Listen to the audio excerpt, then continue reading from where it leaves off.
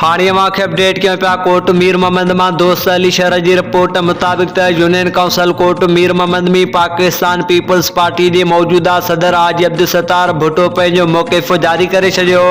मौजूदा सदर हाजी अब्दुल सत्तार भुट्टो एक्टिवी 5 न्यूज़ सां ॻाल्हाईंदे ॿुधायो त जॾहिं खां वठी मूंखे पाकिस्तान पीपल्स पार्टी तरफ़ां यूसी कोट मीर मोहम्मद में सदारत जी सीट ते मुंतखब कयो आहे, तॾहिं खां वठी हिननि मूं ते इल्ज़ाम लॻाया आहिनि जंहिंजो हिननि वटि कोई सबूत न आहे, सिर्फ़ टोपी ड्रामो आहे। हिन वधीक ॿुधायो त इहे 3-4 माण्हू सरफराज़ खबड़ो, सनाउल्लाह बलोच, जावेद अली शरा आहिनि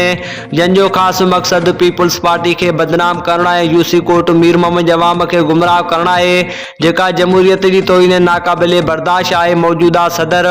हाजी अब्दुल सत्तार भुट्टो वधीक ॿुधायो त कोट मीर मोहम्मद अवाम ऐं ॻोठाणा हाजी नज़र अली शहर, नेक मोहम्मद भुट्टो, गुलाम नबी फलपोटरो, इख़लाक़मंद चाचड़ गुलाम नबी चाचड़, अब्दुल रशीद शहर इलाइक़े वासी मुमा मुतमिन आहिनि।